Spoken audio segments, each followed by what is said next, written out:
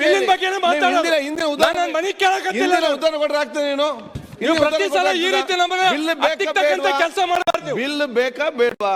ಪ್ರತಿ ಸಲ ನಮ್ಮ ಮಾತಿಗೆ ಕೆಲಸ ಮಾತಾಡಿ, ಅದನ್ನು ನೀವು ಮಾತಾಡಿ ವಿಚಾರ ಮಾಡಿ. ಗೃಹ ಮಂತ್ರಿಗಳು ತಾವು ಮೊನ್ನೆ ಪೊಲೀಸ್ ಸ್ಟೇಷನ್ ಉದ್ಘಾಟನೆಗೆ ಯಾದಗಿರಿಗೆ ಬಂದ್ಬಿಟ್ರಿ. 2 ದಿನ ಮುಂಚೆನೆ ಅಂತಂದ್ರೆ ಕಾರ್ಯಕ್ರಮನ ಆಯೋಜನೆ ಮಾಡಂತ ಹೇಳಿದ್ರಿ. ಸರ್ ಒಂದ್ ನಿಮಿಷ ಸರ್, ಒಂದ್ ನಿಮಿಷ ದಯಮಾಡಿ ಸರ್. ಬಿಲ್ ಮೇಲೆ ಮಾತಾಡೋದು ನಮಗೆ ಮಾತಾಡಕ್ ಬೇಡ ಅಂದ್ರೆ ನಾ ಕೊಡ್ತೀನಿ ಸರ್.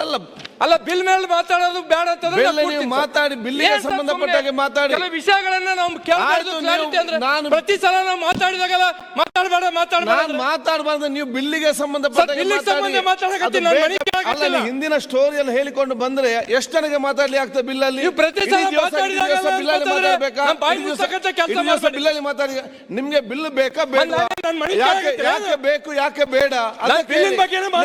ಹಿಂದಿನ ಉದಾಹರಣೆ ಕೊಟ್ರೆ ಆಗ್ತದೆ ನೀನು ಪ್ರತಿ ಸಲ ಈ ರೀತಿ ಕೆಲಸ ಮಾಡಬಾರ್ದು. ಬಿಲ್ ಬೇಕಾ ಬೇಡವಾ? ಪ್ರತಿ ಸಲ ನಮ್ಮ ಮಾತಿಗೆ ಮಾತಾಡಿ, ಅದನ್ನು ನೀವು ಮಾತಾಡಿ ವಿಚಾರ ಮಾಡಿ. ಪ್ರತಿ ಸಲ ನಾವು ಮಾತಾಡೋದು ಅದನ್ನೇ ನಾನು ಹೇಳುವಂತದ್ದು ನಿಮ್ಗೆ. ಪ್ರತಿ ಸಲ ಅದನ್ನೇ ನಾನು ಹೇಳ್ತಾ ಇದ್ದೇನೆ. ಪ್ರತಿ ಸಲ ನೀವು ನಾವು ಮಾತಾಡ್ತಕ್ಕಂಥ ಬೇಕಾ ಬೇಡವಾ? ಅಧ್ಯಕ್ಷರೇ, ಯಾವುದೇ ಒಂದು ಮಾತಾಡಬೇಕಾದ್ರೆ ಒಂದ್ ಸ್ವಲ್ಪ ಆಚೆ ತಗೊಳ್ಬೇಕಾಗ್ತದೆ. ಈ ರೀತಿ ನೀವು ಮಾತಾಡಿಕೊಂಡು ಹೇಗೆ? ನಾನು ಹೇಳ್ದು ಕೇಳಿ. ನಾನು ಹೇಳುವಂತದ್ದು ಬಿಲ್ ಏನ್ ಸಮಸ್ಯೆ ಇದೆ. ಅವರು ಬೆಲ್ಗಾಂ ಬಗ್ಗೆ ಮಾತಾಡ್ತಾರೆ, ಇನ್ನೊಂದು ಬಗ್ಗೆ ಮಾತಾಡ್ತಾರೆ.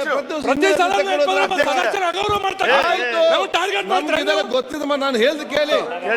ನಾವು ಹೇಳ್ದು ಕೇಳಿ. ನೀವು ಬಿಲ್ಲಿಗೆ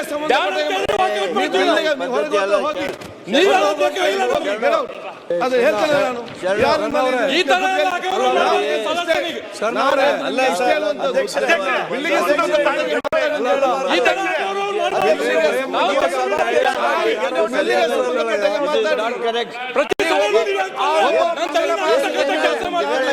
ಬಿಲ್ಲಿಗೆ ಸಂಬಂಧಪಟ್ಟಾಗೆ ಮಾತಾಡಿ.